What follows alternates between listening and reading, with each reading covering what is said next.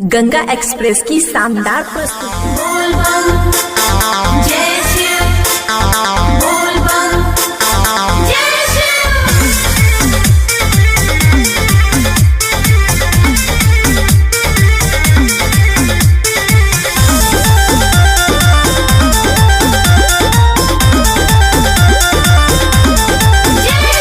आइल बारू देव घर करे जल ढारी, बाबा के दुआरी ना देखाव कलाकारी। अरे तो का हो जाए जी?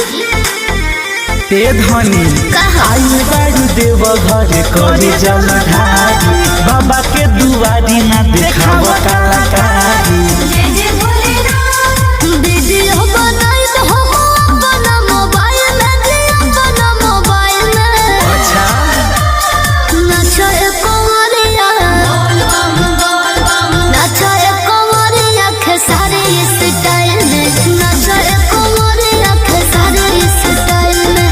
नाचाए कांवरिया के साड़ी स्टाइल में।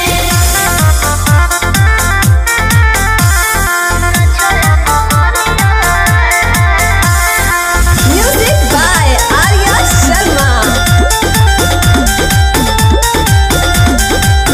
सुन लेडीज बम कम कर डरामा, अच्छा। ना तो बाबा तोहके करी है ना क्षमा।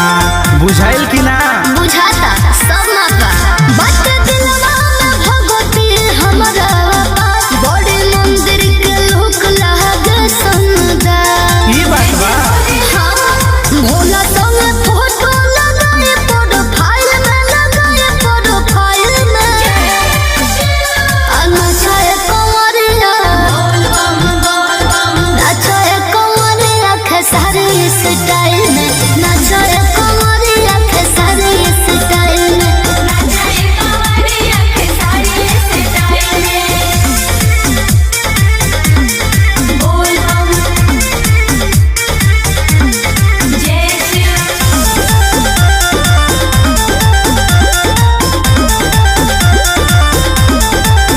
मनोल बेला के ना झमेला में डाला, माथा पर जाके महादेव लिखवाला। जाइए लिखवा लीजिए। ठीक